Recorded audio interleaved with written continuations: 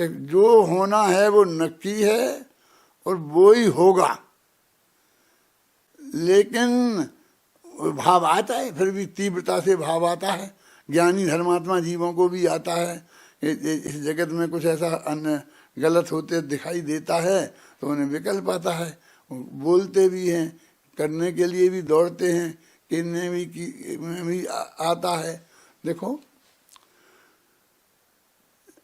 मैं बहुत सोचता, मैं जो वर्तमान की सब परिस्थितियां चल रही हैं उनमें अपने से को बहुत अछूता रखने की कोशिश की, समझे ना। सहज सहज बिल्कुल सहज रहने, सहज मेरे दिमाग में तो सहजता घुस रही ना बहुत गहराई से कि अपन सहज रहो, जो होना है वो ही होगा। फिर भी मैं सोचते सोचते आज मुझे भाव आया वीर सागर कि भी ज्ञानी की भूमिका में भी ऐसा भाव तो आता है, ये कहने का एकदम ऐसा होता दिखाई दे तो ऐसा भाव आए बिना रहता नहीं है।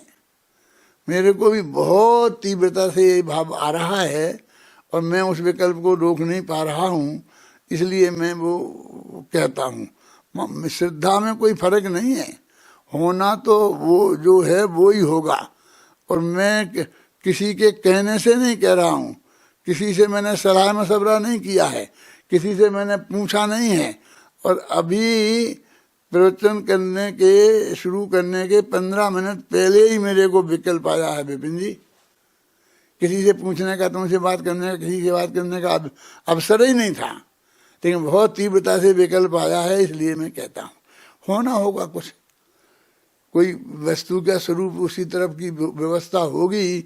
इसलिए मेरे को भाव ये आ रहा है कि यदि इस परिणति को जो जिस दिशा में जा रही है वो नहीं संभली, नहीं सुधरी तो बहुत बड़ी तकलीफ न केवल एक व्यक्ति को बल्कि पूरी मुमुक्षु समाज को हो सकती है, पूरी समाज का बहुत बड़ा नुकसान हो सकता है?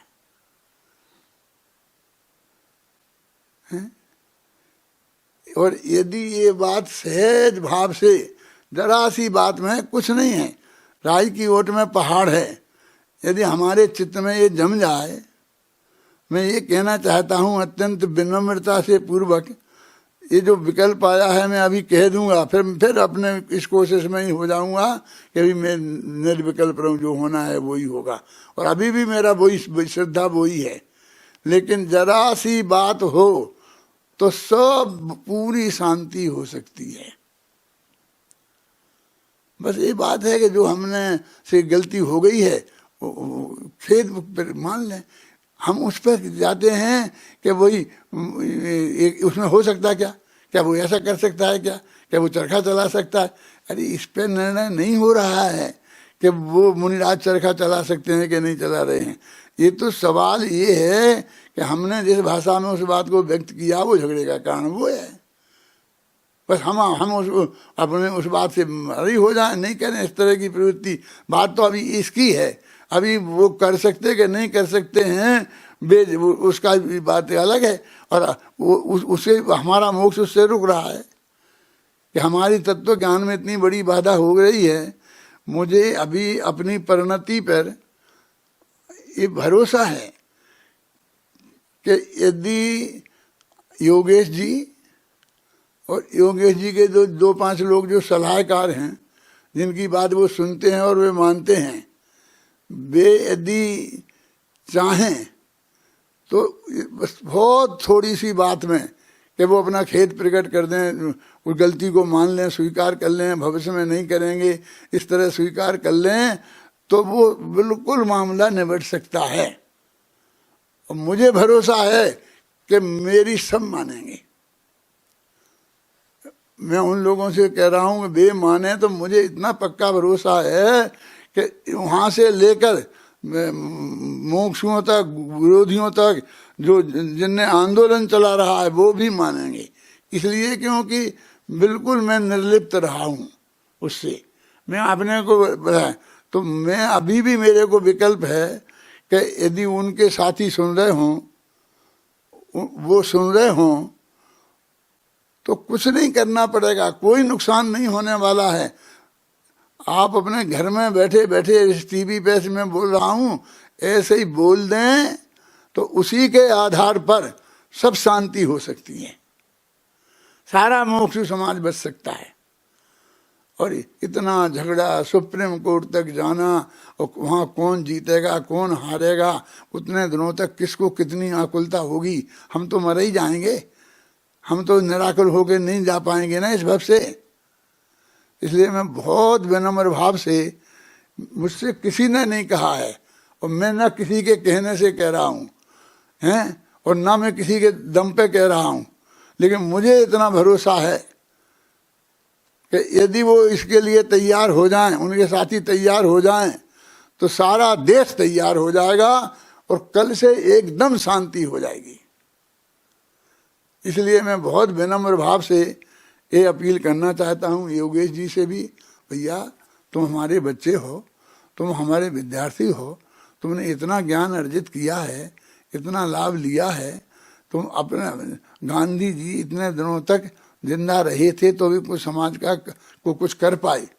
यदि इस तरह से भगत सिंह जैसे फांसी पे चढ़ जाते क्या ना, तो भगत सिंह ने क्या कर पाया है? बस एक जगह जगह 2-4 स्टेचू लग गए होंगे, देश का तो कुछ कर नहीं पाया। तो अपना हित बहुत महत्वपूर्ण है, आत्मा का हित बहुत महत्वपूर्ण है। ये बिल्कुल कोई कसाय भाव की बात नहीं है, कोई नेतागिरी की बात नहीं है। मुझे कोई नेतागिरी नहीं चाहिए, मैं तो समाधि लिए हुआ आदमी हूँ। मैं अपने डर से कुछ नहीं कह रहा हूँ। मैं तो 1.5 साल कितना जिंदा रहूँगा, ज़्यादा जिंदा रहने वाला नहीं हूँ। मैं तो सारे मुमुक्षु समाज के लिए और सारी जैन समाज के लिए ये हाथ जोड़ के अपील कर रहा हूँ कि आप मान लो, यदि मेरी बात आपके चित्त में आवे तो मुझे फोन करना, मैं इस काम को निपटा दूंगा।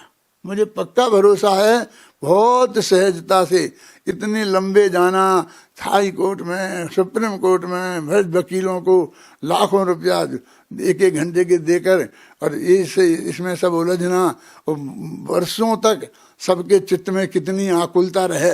सुनील जी, ये कितनी आकुलता रहे, ये बहुत अच्छा काम नहीं है, बहुत दुख की बात है।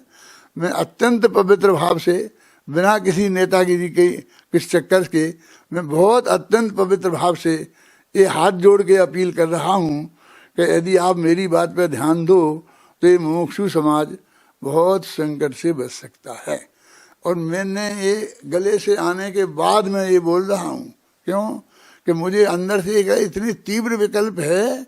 तो मैंने वो पढ़ा था कि कोई ऐसा तीव्र विकल्प जब आता है कि कोई गुरुदेव जैसा महापुरुष मान लो हमको प्रेरित कर रहा है कि तुम चुप क्यों बैठे हो, अपने भाव व्यक्त करो, और शायद इससे होना हो और ये काम हो जाए, तो फिर बाद में मुझे खुद को पछतावा नहीं रहे कि मैंने अपनी हाथ नहीं बैठा रहता और एक दफे अपील तो कर देता।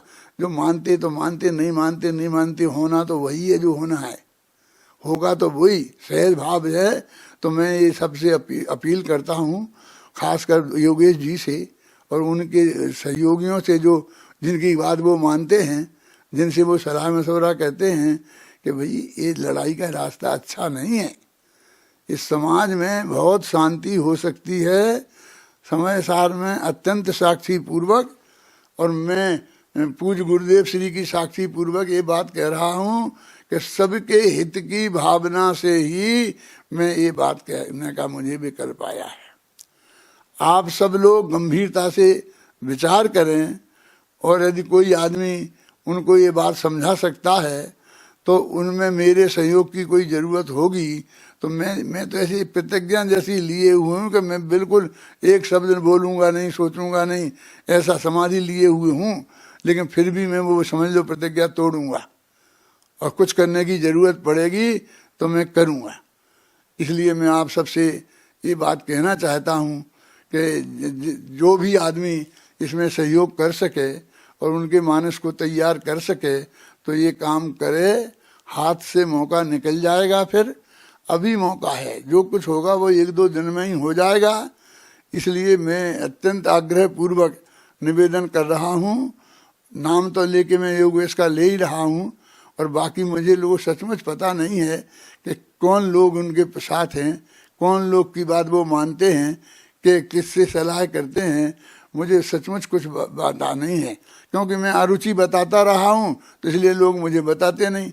मुझे इस बात की बहुत खुशी थी कि अभी तक मेरे से एक आदमी ने नहीं कहा, एक आदमी ने मुझे फ़ोन नहीं किया, एक आदमी ने मेरे से कोई ना सलाह मांगी, ना मेरे से सहयोग मांगा, ना कि मैं क्यों नहीं बोल रहा हूँ, किसी ने कुछ नहीं कहा। मुझे बहुत शांति थी इस बात की, कभी मेरी समाधि में कोई दिक्कत नहीं आई, लेकिन आज अपने आप ही हो गया। और मैं इसलिए मैंने अब किसी को बताए बिना ये आप सबसे एक साथ पूरी समाज से कह दिया, और मैं इस कर्जे से मुक्त हो रहा हूँ कि मुझको जो पछतावा रहता कि मैं क्यों नहीं, जब मेरे मन में इतनी तीव्रता से आ गई थी बात, तो मैंने क्यों नहीं कही। इसलिए मैं आप सबसे कह रहा हूँ, आप सबके सामने कह रहा हूँ, आप सब तक पहुँचाना मेरी बात को। और यदि ये इसमें हो गया कुछ काम, तो मैं अपने को बहुत भाग्यशाली समझूंगा। मुमुक्षु समाज की सुरक्षा को देखकर सबसे ज़्यादा खतरा मुमुक्षु समाज को है, सबसे ज़्यादा खतरा मेरे विद्यार्थियों को है। बेचारे उनको जाना है, सक्रिय होके गांव-गांव में प्रवचन करना है। अब जहाँ गांव में झेलना तो उनको पड़ेगी। जिस गांव में 10 मुमुक्षु हैं उस गांव वाले को तकलीफ होगी, हैं? हम अपने राजमहल में बैठे हैं, अंदर में ठाठ बाढ़ से हमें क्या होना है, उसको कुछ नहीं है।